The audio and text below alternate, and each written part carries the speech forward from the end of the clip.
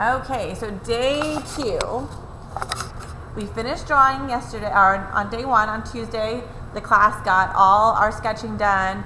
We were able to look at Monet. We watched a little video. So we know a little bit about Monet and how I like to play with light and light change the value or the lightness and darkness of a color. So today we're going to start adding that color. We are going to ultimately watercolor this. So what we're doing today is a resist. So you want to either use oil pastels, which is my preference because they mix and blend so much better, or crayons. And when you're using oil pastels and crayons, it's that wax and that oil that resists the water. So when we do that on day 3, we don't have a problem. So let's start. You're really going to use just a couple colors on this. I know we have a lot, but for starters, we're going to start with the 2 greens. I want you to get your dark green and your light green, your black, and your white. Okay? So that's what I'm going to start with because we're going to focus on the bridge. And I hope we can get all the coloring done in one day. I'm not sure. It all just depends on your class, but I would like you to focus on getting as much coloring done as you can. So I'm going to color the entire bridge and its slats going down in this light green first. We're going to start layering colors. My oil pastel is a little dirty. I could have cleaned that on a different piece of paper, but I'm not worried about it. So when you're coloring with oil pastel, I know it doesn't have a sharp point. So when things are kind of small, if we go outside the lines a little bit, just redraw it a little bit. You know you have enough oil pastel on your paper when it goes from kind of being resistance and lots of friction to it feels creamy and slick. And that tells me there's enough oil pastel on your paper to resist the water and to help blend when we start blending. So I'm just outlining my lines and I'm filling things in. Now depending on what colors you're using and how you use this for your light bulb project over Christmas, you might need to peel down your paper. So just kind of get it all filled in so it's creamy. We're going to do the whole bridge. I know you're watching me and that's not the most exciting thing, but maybe you can color along with me.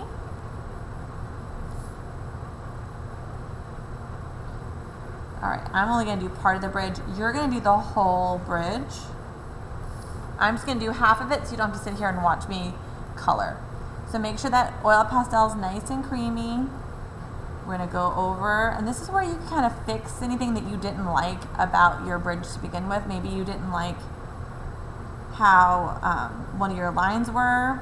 You can go ahead and fix that. If you go outside the line a little bit like I just did on the bridge, it's okay. You can thicken it a little bit. So those pencil lines we ultimately want to cover and they're going to get hidden, so you can color outside a little bit. Alright, so I'm only doing half the bridge for time's sake so you don't have to watch me do the whole thing. Alright, so now you're going to get your dark oil pastel and we're going to do shadows, and shadows are typically on the bottom of things. So I'm going to take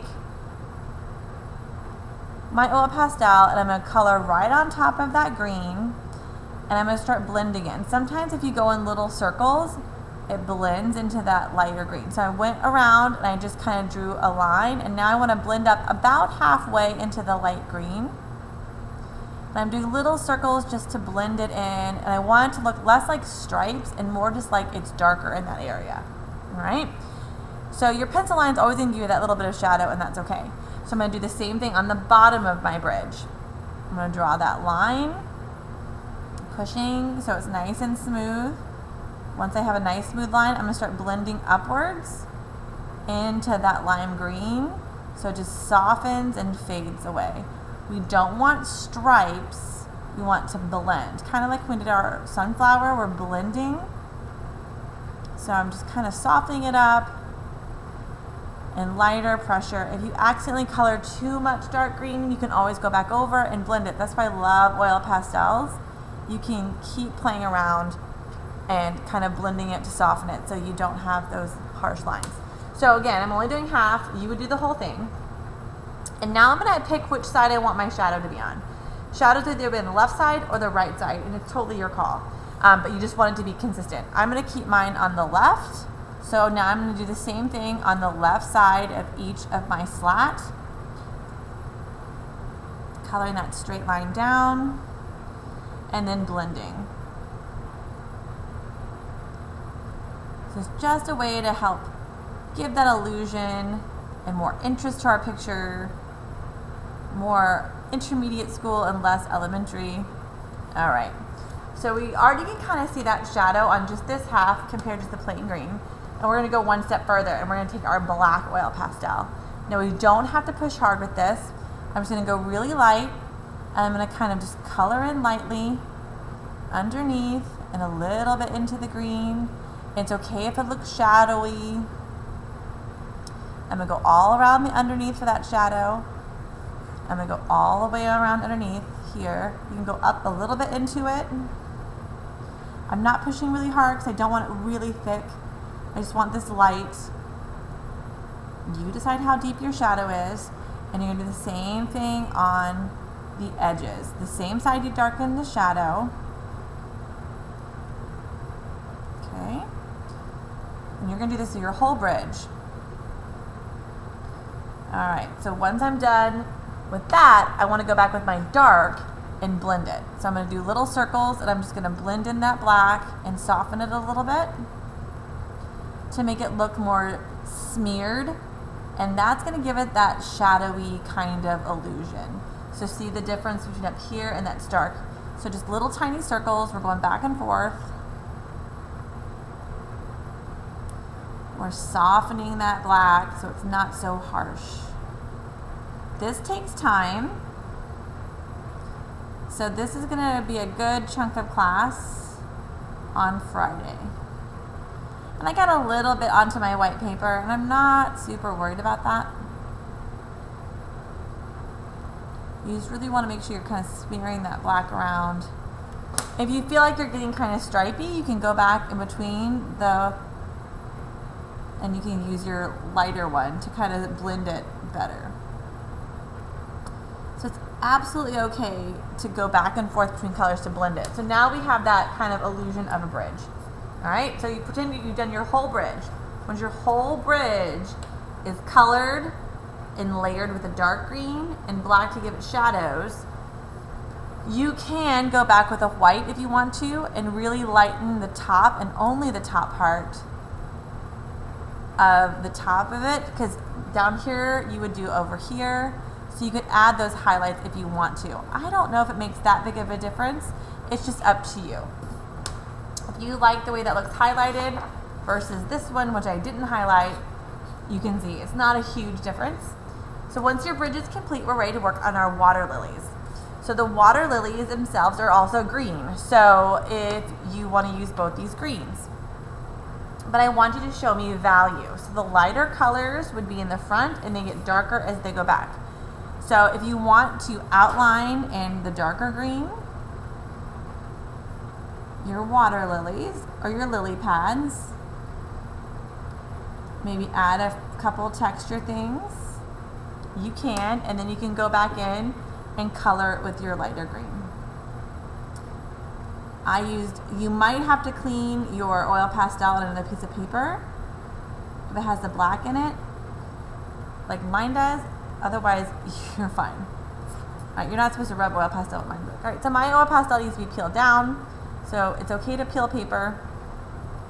And I'm just gonna color. I like outlining the lily pads in the darker color in the front, so it looks like 3 separate lily pads and not just one. And that darker, those details I added in the middle, kind of faded away when I blended it, and that's okay. So when we're coloring this in, it's really important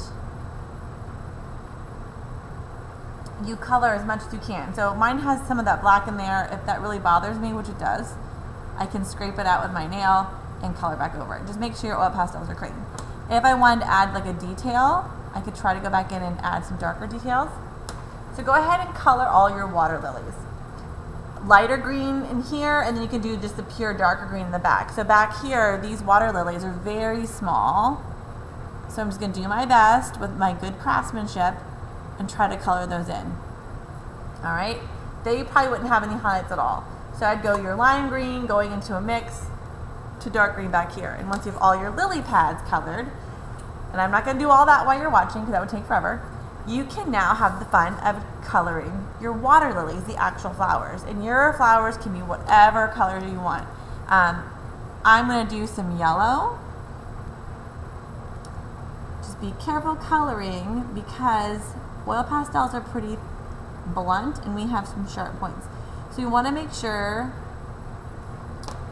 and we can see a lot of detail in the front. So if you want to make like some stripes on this one and blend this one a little bit. So this has more color variety in the front because since they're in the front, we would have the most access to see them. All right, so I added some fire to that one.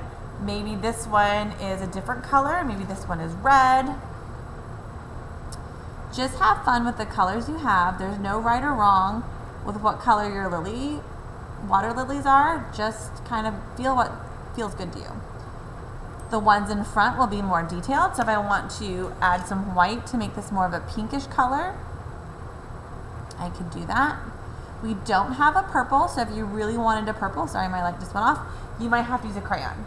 So just once again, remember, as you're coloring and you go back, less detail, and it's gonna be harder to color these smaller ones, so just be careful. Like back here, it might end up just being little red U's, all right, or whatever color. You have red, orange, yellow, blues. I wouldn't color any water lilies green, but that's my opinion.